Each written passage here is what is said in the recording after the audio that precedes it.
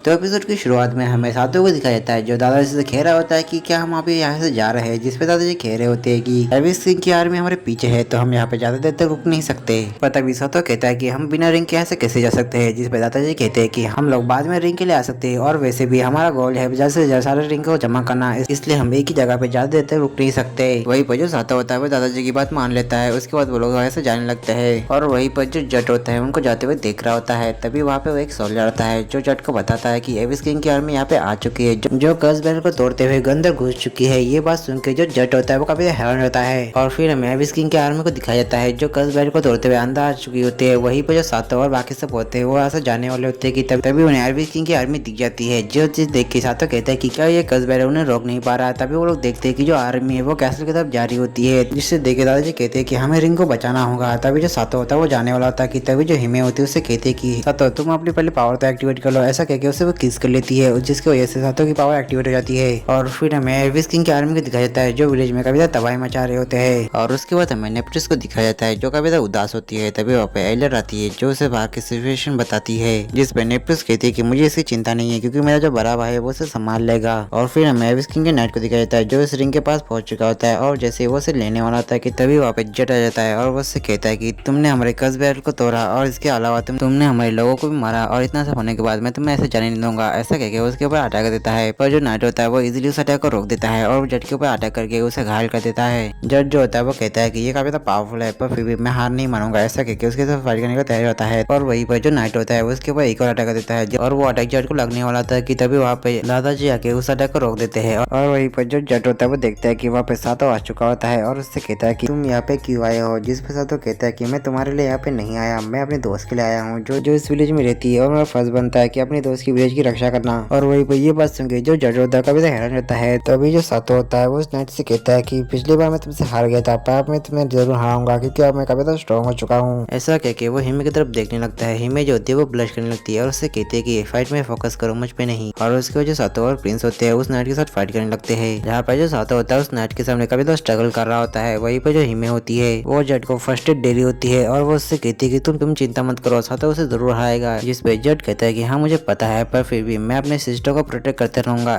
और तभी हमें सातो को दिखाया जाता है जो उस फाइट में काफी स्ट्रगल कर रहा होता है। वहीं पर जो हिमे होती है वो समझ जाती है कि सातो एक रिंग के साथ उसे हरा नहीं पाएगा, इसलिए वो कुछ सोचती है और कहीं पर जाने लगती है। और हमें पता चलता है कि जो हिमे है वो नेपोटस के पास आई होती है और फिर हमें एल्डर को दिखाया जाता है जो सातो के पास आती है, जहाँ पे वो उसे बताती है कि जो हिमे है वो नेपोटस के पास गई है। सातो कहता है कि आखिर वो उसके पास क्यों गई है, जिस पे एल्डर कहती है कि क्योंकि उसे तुम्हारी चिंता है। जो बात सुन के सातो को काफी अच्छा लगता है पर तब तक हमें इसे रोकना होगा। और उसके बाद हमें हिमे को दिखाया जाता है जो नेपोटस से कह रही होती है कि प्लीज तुम सातो से शादी कर लो। भले हम लोग एक दूसरे को अच्छे से नहीं जानते पर फिर भी मैं तुम्हारी फीलिंग समझ सकती हूँ क्योंकि जो मेरे पेरेंट्स है वो रिंग ऑफ लाइट को बचाने के चक्कर में मारे गए थे, इसलिए मैं तुम्हारी फीलिंग्स को अच्छे से समझ सकती हूँ। पर मुझे इस चीज का अफसोस है कि मैं सातो के लिए कुछ भी नहीं कर पा रही हूँ। तभी जो नेपोटिस होती है वो कहती है कि मेरे मॉम डैड ने उस रिंग को पहन के उस कर्ल बैरल को बनाया ताकि मैं इस रिंग को ना पहनूं, तो मैं अपने मॉम डैड के बातें को कैसे तोड़ सकती हूँ। और वैसे भी हम दोनों एक जैसे नहीं है। हिमे जो होती है उससे कहती है कि प्लीज ऐसा मत कहो, वहाँ पे सभी लोग फाइट करे, तुम्हारा भाई यहाँ तक सातो भी। जिस पर नेपोटिस कहती है कि रिंग किंग का काम है फाइट करना, जिस पर हिमे कहती है कि ऐसा बिल्कुल भी नहीं है, सातो इसलिए फाइट नहीं कर रहा क्योंकि वो रिंग किंग है, वो इसलिए फाइट कर रहा है क्योंकि वो इस विलेज को बचाना चाहता है। ये बात सुन के नेपो जो होती है वो काफी हैरान रहती है। तभी जो हिमे होती है वो रोते हुए कह रही होती है कि प्लीज सातो को बचा लो, मैं उसे ऐसे मरते हुए नहीं देखती।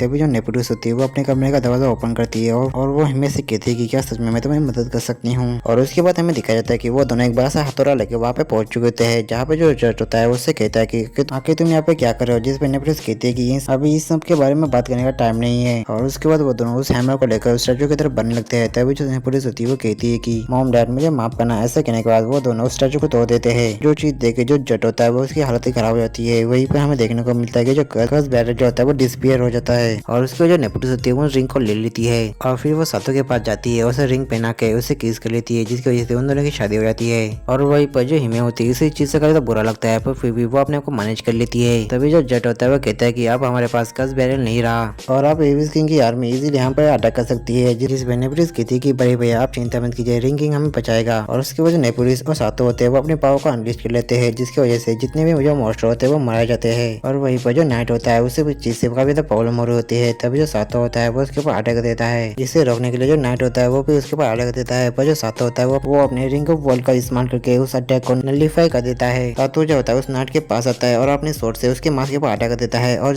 जो सातो होता है इतनी अचानक से पावर आने की वजह से वो उसे हैंडल नहीं कर पाता, इसलिए वो फेंड हो जाता है। और उसके अगले सीन में जब सातो अपनी आंखें खोलता है तो उसके सामने हिमे और नेपुलिस होती है, जो सातो को होश में आके देख काफी ज्यादा खुश हो जाती है। तभी जो दादाजी होते हैं वो बताते हैं कि तुमसे कोई मिलना चाहता है। उसके बाद हमें देखने को मिलता है कि वहाँ पे एक एल्फ आती है जो सातो से कहती है कि तो आपका बहुत बहुत शुक्रिया हमारे विलेज को बचाने के लिए। सातो जो होता है उनसे पूछता है कि आखिर आप है कौन, जिस पे जो दादाजी होते हैं वो बताते हैं कि ये असल में वही एल्डर सिस्टर है जो यहाँ से भाग गई थी। तभी जो एल्डर होती है वो बताते कि जिस नाइट के साथ हम लोग फाइट कर रहे थे वो असल में एल्डर सिस्टर ही थी। फिर जो एल्डर होती है वो सातो को एक रिंग दिखाती है और उसे बताती है कि यही वो रिंग है जो एल्डर सिस्टर को कंट्रोल करी थी। तभी जो एल्डर सिस्टर होती है जिसका नाम सबूरा काटी होती है पर हम उसे क्वीन कहेंगे, वो बताती है कि जब उसका पैर उसे छीन लिया गया था तब वो काफी नाराज हो गई थी और वो इस विलेज को छोड़ के गई थी। तब एविस किंग ने इस चीज का फायदा उठा के उसे ब्लैक ऑफ रिंग पहनाई थी, जिसकी वजह से वो एविस किंग के कब्जे में आ गई थी। जो बस सुन के साथ कहता है कि क्या एविस किंग इतना ज्यादा पावरफुल है। तभी जो एल्डर होती है वो बताती है कि एविस किंग ने अपने फिजिकल फॉर्म को खो दिया जब उसे फजरिंग किंग ने हराया था और उसकी जो सोल है वो एक जगह पे कैद है, पर फिर भी वो अपनी आर्मी को बढ़ाता ही जा रहा है। तभी जो सातो होता है वो खड़ा होने लगता है और वो कहता है कि मुझे जल्द से जल्द सारे रिंग्स को ढूंढना होगा। तभी जो सातो होता है वो कमजोरी की वजह से गिरने वाला होता है कि जो हिमे होती है उसे संभाल लेती है।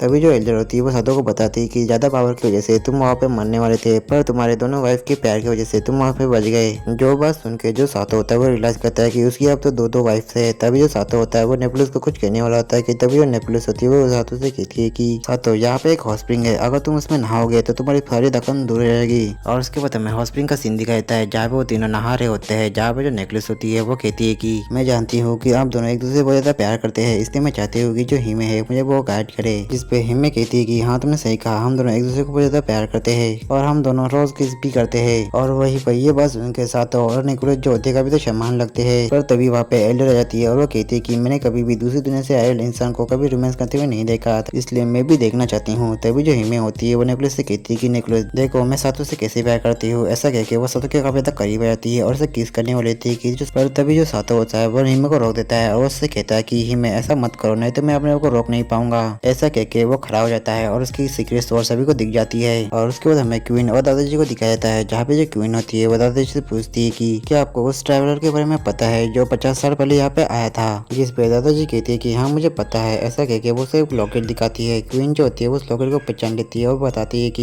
ये लॉकेट तो मैंने उन्हें दिया था, क्या आपको पता है कि वो कहाँ पे है। जिस पे दादाजी बताते हैं कि वो बिल्कुल ठीक है और उसने कहा है कि वो आपसे अभी भी बहुत ज्यादा प्यार करता है। और उसके बाद हमें नेकलेस को दिखाया जाता है जो अपने मॉम डैड के कब्र के पास होती है और वो उनसे कहती है कि मॉम डैड अब मैं काफी ज्यादा ताकतवर हो चुकी हूँ और इसलिए अब मुझे यहाँ से जाना होगा। और तभी वहाँ पे जज आ जाता है जो नेकलेस के सिर पे हाथ रख के कहता है कि तुम अब काफी ज्यादा स्ट्रॉन्ग हो चुकी हो, पर फिर भी तुम अपना ख्याल रखना। और उसके बाद हमें साथ और बाकी सबको दिखाया जाता है जो वहाँ से जा रहे होते हैं। तभी वहाँ पे नेकलेस आती है और कहती है कि तुम लोग तो मुझे भूल ही गए। सातो जो होता है वो कहता है कि क्या तुम भी हमारे साथ आने वाले हो। जिस पे जो नेकलेस होती है वो कहती है कि मैं रिंग ऑफ वर्ल्ड की प्रिंसेस हूँ और मेरा काम है रिंग किंग के साथ रहना, और वैसे भी तुमने मुझसे वादा किया था कि तुम मुझे अपनी दुनिया और इस दुनिया को दिखाओगे। ये बात सुनकर जो हिमे होती है वो काफी हैरान रहती है और वो सातो से कहती है कि तुमने ये प्रॉमिस कब किया। और इसके बाद हमें क्वीन को दिखाया जाता है जो एल्डर्स के साथ बात कर रही होती है। तभी उन्हें दो लोगों की बात सुनाई देती है और उनसे क्वीन को पता चलता है कि जिस ट्रैवलर से वो प्यार करती है वो और कोई ना होकर दादाजी ही होते हैं। और इसी के साथ ये एपिसोड ये पे खत्म होता है। तो मिलते हैं ऐसे नेक्स्ट एपिसोड के साथ, तब तक के लिए आप सभी को सायोनारा।